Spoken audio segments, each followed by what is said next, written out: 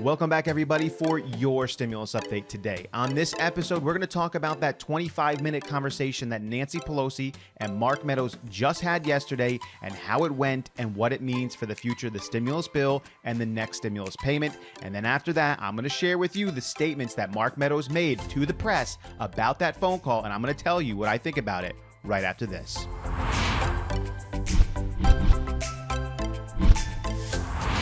Once again, welcome back, everybody, to your stimulus update for today, Friday, August 28th. The phone call is over, and it was only 25 minutes. In all honesty, I expected it to be longer, at least an hour. Once I read that it was 25 minutes yesterday, I knew it didn't go well. You don't have a 25-minute conversation about something as serious as a next stimulus bill for the American people and then think that it went well. And so Nancy Pelosi gave some press statements. Mark Meadows gave an interview. I'm going to show you that interview, but let's talk about it. How did that talk go? I told you it would go either one of two ways because Nancy Pelosi has been pressured by Mark Meadows and Steven Mnuchin. Their staffers have been trying to get a hold of her to figure out what to do, and she hasn't responded. So this call was either about saving face or about really getting something done. I'm going to tell you right up front, it was about saving face. That's all it was. Nancy Pelosi wanted to get on the phone with Mark Meadows so she could just tell everybody that she did. She tried. They're not budging. They're not doing enough for the American people, and so we can't do anything. And this is from CNN's own reporting on Nancy Pelosi and how she felt the conversation went with Mark Meadows. Nancy Pelosi is saying that negotiations won't start up again until the White House comes up on its top line offer. And she also added that we can't go any lower because we have to meet the needs of the American people, and we will not shortchange them. So what she's basically doing is looking in your face, in the face of the American people, and she's saying, American people, we've already spent well over $3 trillion on the American people and the American economy. And now we have before us a bill in which we agree on the other side with $1.5 trillion more aid. And it's going to give you another stimulus check. It's going to give your family more money. It's going to give you more unemployment help. It's going to give schools over $100 billion. It's going to give hospitals billions and billions of dollars. It's going to give state and local government upwards of $200 billion for their needs. It's going to add billions of dollars into research. It's going to give billions of dollars to small businesses and a ton more. And it's $1.5 trillion. But we can't pass that, everybody, because it doesn't meet your needs. And so we've decided we'll pass nothing. That's better.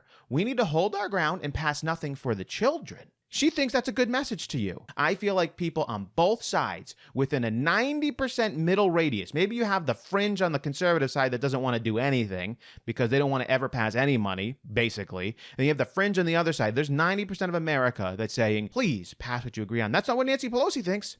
She thinks you don't want her to do anything because it doesn't meet the needs of the American people. Mark Meadows, by the way, gave his thoughts about how the phone call went. This is what he said. What do you see happening here? Well, I had a 25-minute phone call with Nancy Pelosi today about trying to provide enhanced unemployment to people that are hurting, about helping small businesses, about sending money to our schools, K through 12, and making sure that we have additional resources for those that need daycare. And what did we get from her? Is 25 minutes of nothing. And so she's hoping that she can spin her story just like Joe Biden is hoping to spin his story. But I think really the ultimate thing is they're afraid of the record. That's Mark Meadows, chief negotiator for the White House and Republicans, giving his thought on the phone conversation and probably on Nancy Pelosi's end during that phone call. Of course, we don't really know. This is all hypothetical. But almost surely, when she was talking to Mark, she was basically saying, Mark, listen, just give us the money.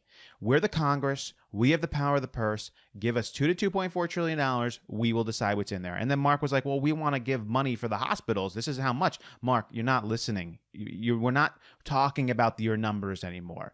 Just give us the $2 to $2.4 trillion. That's how you get a 25-minute phone call, by the way. So what does this look like moving forward? Basically, we have two things that we need to look forward to with the stimulus payout. We have the September 8th date, which is when Congress is going to come back on the Hill. Even though she's saying the negotiations are dead, there's going to be a ton of pressure from both Democrats and Republicans to do something, and that pressure is going to build up along with the public pressure. So between September 8th, September 20th, 25th, there is going to be some meeting and some negotiating and stuff going on that we're going to have to report on. According to Nancy Pelosi, nothing's going to happen unless they just keep coming up on the numbers. The next important thing coming up is funding the government for the next year or however long they decide to fund the government for. She may, in fact, want to attach the stimulus payment to that, so that's going to be important news as well. And then the other important thing that we are going to be covering here is the debates between President Trump and Joe Biden. You are not going to want to miss that. If that sounds like something you want to join, consider subscribing to the channel. Come along with us. As always, hope you guys enjoyed this one. I will catch you next time.